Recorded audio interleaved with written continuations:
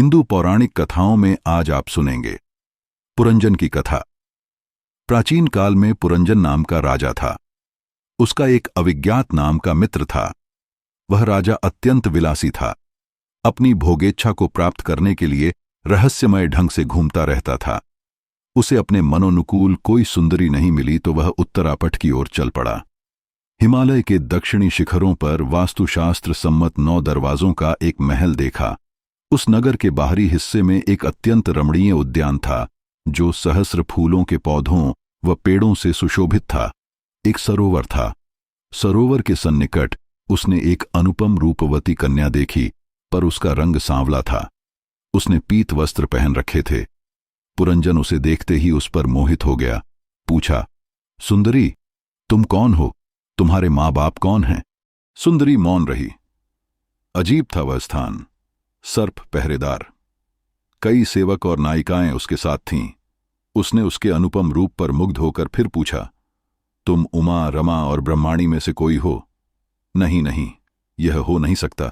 तुम देवांगना भी नहीं हो, क्योंकि देवांगनाओं के पांव पृथ्वी को नहीं छूते।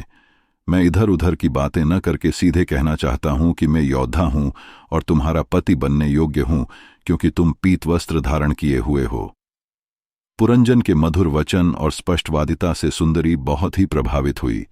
वह बोली, हे नरोत्तम, हमें बाहरी संसार का ज्ञान ही नहीं है।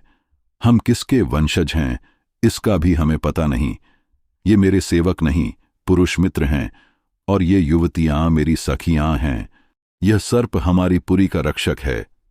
वह चंद पल रुककर पुनः बोली, हे नरों में श्रेष्ठ नर, आपको भोग की इच्छा है, उसके लिए हम सब तैयार हैं। आप इस रमणीय स्थल में 100 वर्षों तक रहिए। मैं भी आपके संग रमण करूंगी। पुरंजन उस रूपवती कन्या की आसक्ति के जाल में बुरी तरह फंस गया। वह उस रमणी की गोद में पड़ा रहता था। मदिरापान, नृत्य, संगीत, हंसी मजाक और भोग में लिप्त रहता था। एक तरह से वह उसके वश में हो गया था। यह कथा नारद जी बता रहे थे। वे बोले, एक बार पुरंजन अपने 11वें सेनापति के साथ पंचप्रस्थ वन में शिकार करने गया। वह सदैव उस सुंदरी को साथ लेकर जाता था, पर उस दिन वह अकेला ही गया। कहावत है कि जैसा खाओगे अन्न वैसा होगा मन। इन दिनों उसमें आसुरी वृत्तियां बढ़ रही थीं। वह स्वभाव का कठोर हो गया था। इसलिए उसने अपने शस्त्रों व बाणों से अनेक निरीह पशुओं की हत्या कर दी। शास्त्रहीन कर्म में हत्या करना पाप है। जो मनमाने ढंग से अभिमानवश काम करते हैं वे अधर्म के भागी होते हैं। भयंकर हिंसा करने के पश्चात और श्रांत होकर जब वह उस अनोखे स्थल पर पहुंचा, तब वह सुंदरी वहां से गायब थी। वह उसके लिए तड़पने लगा। वह वाचाल हो गया। एक युवती ने कहा, वह नाराज होकर पृथ्वी पर चली गई है। पुरंजन की समस्त सोचने की शक्ति उस युवती के संग भोग विलास व मदिरापान करने के कारण समाप्त सी हो गई। उसने पृथ्वी पर उस सुंदरी को दयनीय दशा में देखा। उसने उसे उठाकर गोद में सुलाया।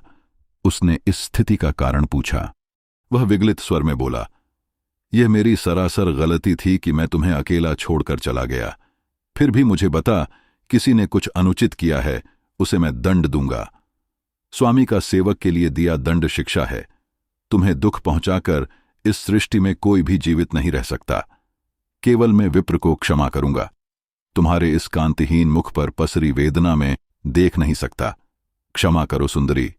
वह उसे लेकर पुनः यथास्थान आ गया। वह सुंदरी पुनः उसे अपने मोह जाल में फंसाकर आनंदमय जीवन व्यतीत करने लगी। इस प्रकार भोगलिप्सा में तल्लीन पुरंजन तथा उस सुंदरी से कई पुत्र पुत्रियां उत्पन्न हुईं। उनका विवाह कर दिया। फिर भी वह हिंसक बना रहा।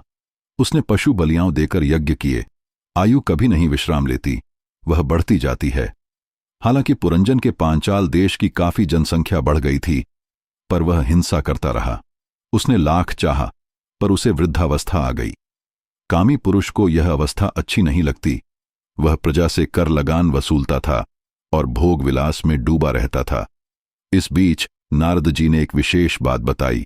उन्होंने कहा, काल की एक कन्या वर की तलाश में मेरे पास आई। मैंने उसके प्रस्ताव को अस्वीकार कर दिया। उसने क्रोध में मुझे शाप दिया कि तुम 2 घड़ी से ज्यादा एक जगह नहीं ठहर पाओगे। इतना कह नारद जी चल पड़े। चंडवेग नाम का एक महाबली गंधर्व था। उसके अधीन 60 वीर शिरोमणि गंधर्व और उतनी ही काली गोरी गंधर्वियां थीं। वे सब मिलकर पुरंजन की नगरी को लूटने लगे। 5 फानों वाला सर्प कई वर्षों तक अपनी जहरीली फूंकारों से लड़ता रहा। उसके थकने पर पुरंजन भयभीत हो गया। वह कालकन्या मृत्युलोक में आकर भय राजा की सेना व उसके भाई प्रज्वार के साथ आतंक मचाकर सुख भोगने लगी। एक बार कालकन्या प्रज्वार और भय की सेना घूमती घूमती पांचाल नगरी आ गई। पुरंजन बूढ़ा हो गया था, अत्यंत ही अपमान भरी जिंदगी जी रहा था। उसके परिवारजन भी उसकी उपेक्षा कर रहे थे। उसकी दशा बड़ी दयनीय थी। कालकन्या ने पुरंजन प्रासाद पर आक्रमण कर दिया। उसके सारे वैभव को नष्ट करके उसे बंदी बना लिया। असहाय सर्प भी उसके साथ हो लिया। पुरंजन मृत्यु के पश्चात नारकीय यातना सहकर नए जन्म में चला गया। उस कामी ने अंत समय भी अपनी पत्नी का ध्यान रखा, इसलिए वह नए जन्म में विदर्भराज की कन्या वैदर्भी के रूप में उत्पन्न हुआ। उसका विवाह पाण्य नरेश मल्लध्वज के साथ हुआ। उसके 7 बेटे हुए। उन पुत्रों के कई संतानें हुईं। मलयध्वज की पुत्री का विवाह अगस्त्य मुनि के साथ हुआ। अगस्त्य मुनि के दृढ़च्युत उसके इत्मवाह पुत्र हुआ। अंत में मलयध्वज संन्यास लेकर तपस्या करने चले गए। उनके साथ वैदर्भी भी थी। मलयध्वज की मृत्यु के बाद वैदर्भी शोकमग्न रहने लगी। वह कई बार रोदन भी करती थी। तभी त्रिकालदर्शी ब्राह्मण आया। उसने बताया, पूर्व जन्म का मैं तुम्हारा अविज्ञात नाम का मित्र हूं। हम साथ साथ थे। फिर तुम विषय भोग के लिए एक स्त्री रचित स्थान पर पहुंच गए। उसमें 5 बगीचे थे, 9 दरवाजे, 1 द्वारपाल, 3 परकोटे, 6 वैश्यकुल और 5 बाजार थे। ये उपाधन कारणों से बना था और उसकी स्वामिनी एक सुंदरी थी। राजन सुन, 5 बगीचे 5 इंद्रियों, 9 दरवाजे उन इंद्रियों के छिद्र द्वार, 3 परकोटे अन्न, तेज और जल, 6 वैश्यकुल मन सहित 5 ज्ञानेन्द्रियां, 5 बाजार 5 कर्मेंद्रियां और वह सुंदरी बुद्धि थी जो सबकी स्वामिनी थी। 5 फनों वाला सर्प 5 प्राणवायु थीं। ब्राह्मण ने कुछ सोचकर फिर कहा, न तुम विदर्भराज की बेटी हो और न मलयध्वज तुम्हारा पति। वस्तुतः न तो तुम स्त्री हो और न पुरुष। हम तो मूलतः हंस हैं। मैं ईश्वर और तुम जीवात्मा। एक माया के अधीन है और एक उसका अधीश्वर है।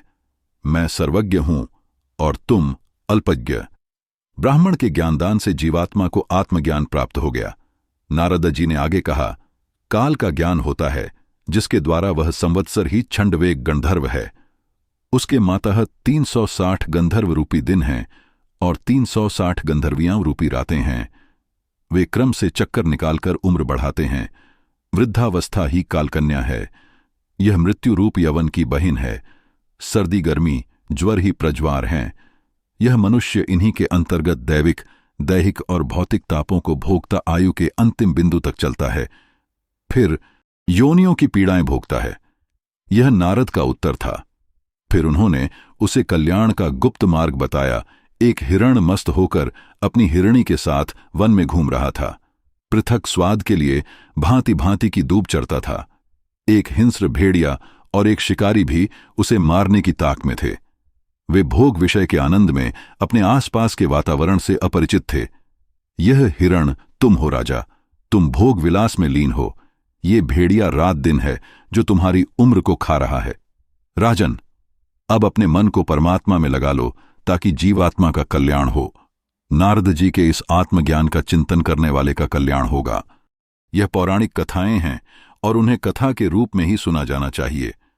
अगर आपको यह पसंद आई तो आपसे लाइक करें और चैनल को सब्सक्राइब करें। धन्यवाद।